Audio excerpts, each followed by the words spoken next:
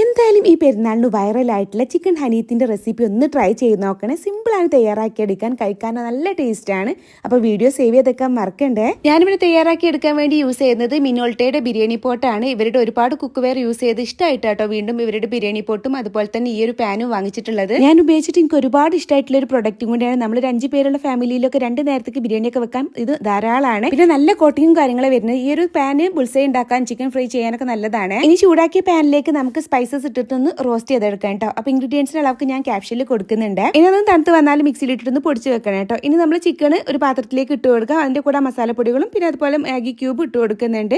പിന്നെ ചെറുനാരങ്ങ നീരും കൂടി ഒഴിച്ച് നന്നായിട്ട് മിക്സ് ചെയ്ത് വെള്ളം കുറച്ച് അധികം ഒഴിച്ച് കൊടുത്തിട്ട് നമുക്കിതൊന്ന് കുക്ക് ചെയ്തെടുക്കണം. ടേസ്റ്റ് ചെയ്ത് നോക്കിയതിനു ശേഷം ഉപ്പ് കമ്മി ഉണ്ടെന്നുണ്ടെങ്കിൽ ഉപ്പും കൂടി ആഡ് ചെയ്ത് കൊടുക്കണേ. എന്നിട്ട് നന്നായിട്ടൊന്ന് കുക്ക് ചെയ്തതിനു ശേഷം നമുക്ക് ചിക്കനും ആ ഒരു സ്റ്റോക്ക് വാട്ടർ മാറ്റിയെടുക്കണ്ട. ഈ സ്റ്റോക്ക് വാട്ടറിലാണ് നമ്മൾ റൈസ് വേവിച്ചെടുക്കുന്നത്. ഇനി സൺഫ്ലവർ ഓയിൽ വെച്ച് ചൂടായ പാനിലേക്ക് ചിക്കൻ പീസ് വെച്ച് കൊടുത്ത് നമുക്ക് 2 സൈഡും തിരിച്ചും മറിച്ചും ഫ്രൈ ആക്കിയിട്ട് എടുക്കണം. ഇനി സൺഫ്ലവർ ഓയിൽ വെച്ച് ചൂടായ പാനിലേക്ക് ഉള്ളി ഇട്ട് കൊടുക്കുക. ആവശ്യത്തിന് ഉപ്പും കൂടി ഇട്ട് കൊടുത്ത് നന്നായിട്ട് വഴറ്റി കൊടുത്തതിന് ശേഷം തക്കാളി ഇട്ടൊന്ന് വഴറ്റി എടുക്കുന്നുണ്ട്. പിന്നെ അതിലേക്ക് ക്യാപ്സിക്കും പച്ചമുളക് കട്ട് ചെയ്യാതെ ഡ്രൈ ലെമണും കൂടി ഇട്ടൊന്ന് വഴറ്റി എടുക്കുന്നുണ്ട്. പിന്നെ അതിലേക്ക് സ്റ്റോക്ക് വാട്ടർ ആഡ് ചെയ്ത് കൊടുക്കുക. നമ്മൾ എത്രയാണോ അരി എടുക്കുന്നത് അതിൽ ഇരട്ടിയാണ് കേട്ടോ വെള്ളം ആഡ് ചെയ്ത് കൊടുക്കേണ്ടത്. സ്റ്റോക്ക് വാട്ടർ കഴിച്ച് ബാക്കി പച്ചവെള്ളം ആഡ് ചെയ്ത് കൊടുത്താൽ മതി. ആവശ്യമുണ്ടെന്നുണ്ടെങ്കിൽ കുറച്ച് ഉപ്പും കൂടി ഇട്ട് കൊടുത്ത് അതിലേക്ക് ബസ്മതി റൈസ് ഇട്ട് കൊടുത്ത് നന്നായിട്ട് മിക്സ് ചെയ്ത് അടിച്ച് വെച്ച് കുക്ക് ചെയ്തെടുക്കാം. റൈസിന്റെ മുകളിൽ ചിക്കൻ ഫ്രൈ ആക്കി വെച്ച് കൊടുത്ത് മല്ലിയിൽ ഇട്ട് കൊടുത്ത് അടിച്ച് വെച്ച് ഒരു 10 മിനിറ്റ് ദമ്മിൽ ഇടണേ. 1 മണിക്കൂറിന് ശേഷം ദമ്മ് പൊട്ടിച്ചിട്ട് നമുക്കിത് സെർവ് ചെയ്യാം.